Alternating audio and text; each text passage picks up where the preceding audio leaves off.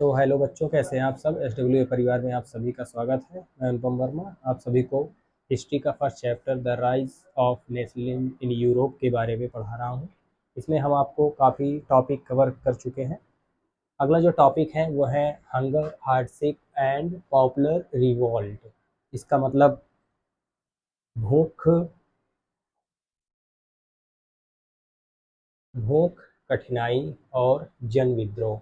जैसा कि आप लोगों को पता है कि पिछले कुछ समय से इस चैप्टर में हम देख रहे हैं कि यूरोप में नेशनलिज्म को बढ़ावा देने के लिए वहाँ पर जन आंदोलन चल रहा है। अब अगर कहीं पर भी कोई आंदोलन चलता है तो उसके वजह से बहुत सारी कठिनाइयाँ भी आती हैं। तो उस टाइम पीरियड में यूरोप में कौन कौन सी कठिनाइयों का सामना किए थे वहाँ के लोग, उसके बारे में हम इसमें देखेंगे। तो आपको पता है कि स्टार्ट होता है रिवॉल्यूशन यूरोप में फिर से कब, 1830 में। और जब ये रिवॉल्यूशन फिर से यूरोप में क्या होता है, स्टार्ट होता है 1830 में, तो वहाँ के लोगों के ऊपर बहुत ही ज़्यादा इकोनॉमिक हार्डशिप यानी कि आर्थिक स्थिति उन लोगों की बहुत ज़्यादा खराब हो जाती है। जिसके वजह से अगर देखें हम, होता ही ऐसा क्यों है, the first half of the 19th century यानी कि 19वीं शताब्दी के पहले भाग में अगर हम देखें तो होता है कि बहुत सारी पॉपुलेशन, ठीक है, जो कि यूरोप में क्या होता है, पॉपुलेशन बहुत तेजी से बढ़ता है, ठीक है, enormous increase in population all over the Europe. Europe में बहुत ही ज़्यादा तेजी से वहाँ की जनसंख्या बढ़ती है।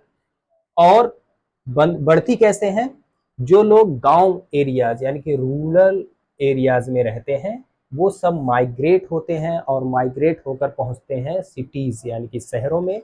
और शहरों में पहुंचते हैं और स्लम्स एरिया में झुग्गी झोपड़ियां बनाकर वो लोग क्या है, रहते हैं। जिसके वजह से शहरों में जनसंख्या बहुत ज़्यादा मात्रा में बढ़ जाती है। और आपको पता है जब कहीं जनसंख्या बहुत तेज़ी से बढ़ती है तो वहाँ पर हंगर है, कट और हार्डशिप है और पॉपुलर रिवोल्ट यानी कि लोग जन आंदोलन करने लगते हैं।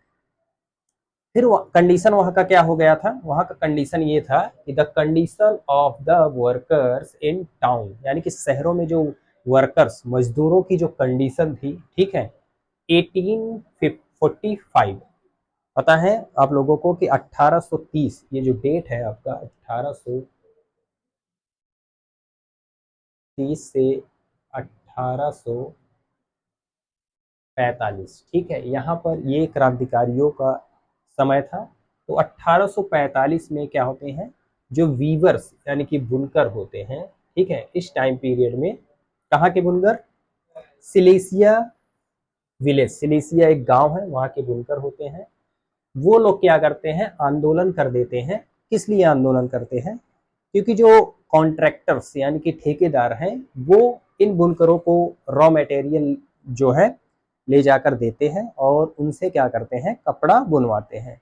लेकिन जब वो लोग कपड़ा इनसे बुनवाते हैं तो उसके बदले में इनको फिनिश्ड टेक्सटाइल यानी कि बना हुआ कपड़ा तो ये क्या है, बनाकर इनको देते हैं। लेकिन उसके बदले में जो इनको पेमेंट है वो पेमेंट क्या होता है, बहुत कम दिया जाता है, सही समय पर नहीं दिया जाता है।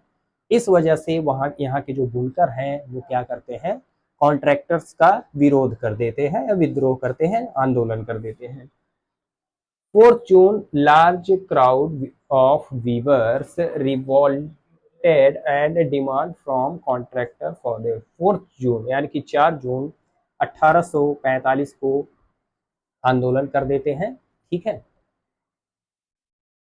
और आंदोलन जब ये करते हैं तो ये मांग करते हैं कि हमारी जो वेतन है उसको बढ़ाया जाए और हमें सही टाइम पर वेतन जो है हमें दिया जाए। However, these weavers were treated badly and threatened by the contractor with the help of army। जो मजदूर होते हैं उनके साथ में, बुनकर जो होते हैं उनके साथ में बहुत बुरा व्यवहार किया जाता है। और जो कॉन्ट्रैक्टर्स होते हैं यानी कि ठेकेदार होते हैं, आर्मी की सहायता से उनके विद्रोह को क्या करते हैं, दबा देते हैं। Barricades were army in 1814 population of Paris revolt due to food storage. उसी टाइम पर पेरिस में भी फिर से फूड यानी कि फूड सिक्योरिटी यानी कि खाद्य सुरक्षा या फूड के लिए फूड की कमी होने के कारण फिर से क्या होता है, एक बार फिर से विद्रोह हो जाता है, जैसा कि 1789 या 1789 में हुआ था। जब आप लोग देखते हैं उस समय विद्रोह होता है और वहाँ के जो लोग हैं वो मांग करते हैं granted suffrage to adult males above 21, यानी कि ऐसे लोग जो कि 21 साल के हो गए हैं उन सभी लोगों को वयस्क मताधिकार देने का अधिकार होना चाहिए, वहां के लोग मांग करते हैं। And guaranteed them right to work, और राइट टू वर्क यानी कि काम करने का जो अधिकार है उसकी मांग करते हैं पेरिस सरकार या फिर फ्रांसीसी सरकार से या गवर्नमेंट से। National workshop were set up to provide employment, उसके लिए नेशनल वर्कशॉप की स्थापना जो है की जाती है ताकि लोगों को क्या हो सके, जो एम्प्लॉयमेंट है या रोजगार है वो उनको मिल सके। आगे देखिए वही चीजें हैं कि 1830 का दशक यूरोप के में घोर आर्थिक संकट का दौर था। 19वीं सदी के पहले आधे भाग में पूरे यूरोप में जनसंख्या में भारी वृद्धि हुई, यानी कि यूरोप में बहुत तेजी से जनसंख्या वृद्धि होती है। ग्रामीण क्षेत्रों के लोग शहरों की ओर पलायन करते हैं, यानी कि गांव से लोग शहरों की तरफ भागते हैं और झुग्गी झोपड़ियों में जाकर रहने लगते हैं। शहरों में कामगारों की हालत बेहद खराब थी, बहुत ज्यादा खराब हो गई थी। जो है 1845 में सिलेसिया गांव के बुनकरों ने ठेकेदारों के खिलाफ विद्रोह किया। लोग जो बुनकर होते हैं वो ठेकेदारों के खिलाफ विद्रोह कर देते हैं, पर भुगतान इसका कारण यह था कि ठेकेदार बुनकरों को कच्चा माल तो देते थे और तैयार माल या तैयार वस्त्र के को लेते थे, पर भुगतान कम देते थे। 4 जून को बुनकरों की एक बड़ी भीड़ ने विद्रोह कर दिया और ठेकेदारों से अधिक मजदूरी की मांग की। 4 जून को वो लोग विद्रोह कर देते हैं और ठेकेदारों से मांग करते हैं कि हमें ज़्यादा से ज़्यादा वेतन दिया जाए। हालांकि ठेकेदार क्या करते हैं, इन बुनकरों के विद्रोह को आर्मी की सहायता से सप्रेस्ड या दबा देते हैं और उनको धमकाया भी जाता है। 1848 में पेरिस में फिर से भूख यानी कि भूखमरी की वजह से, भोजन की कमी की वजह से एक बार फिर से और व्यापक बेरोजगारी अनएम्प्लॉयमेंट की वजह से एक बार फिर से बहुत बड़ी मात्रा में विरोध होता है, बैरिकेड्स लगा दिए जाते हैं। लुई फिलिप को भागने पर मजबूर, यानी कि लुई फिलिप वहाँ के शासक होते हैं, जैसे 1789 में लुई 16 होते हैं वैसे ही 1848 में लुई फिलिप वहाँ के शासक होते हैं।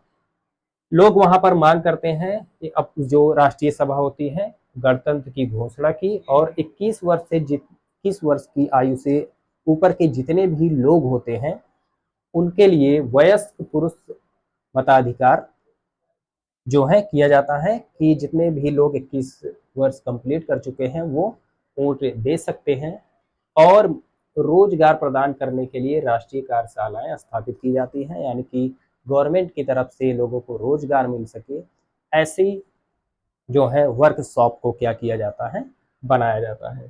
तो इस टॉपिक में इतना ही था, आप लोग देख लीजिएगा hunger hardship and popular revolt, यदि आपके एग्जाम में आता है तो आप इन बातों को याद रखिएगा। होता क्या है, सबसे पहला जो बात प्रमुख पॉइंट है वो है 1830 में, जबकि यूरोप में बहुत ज़्यादा कंडीशन खराब हो जाती है।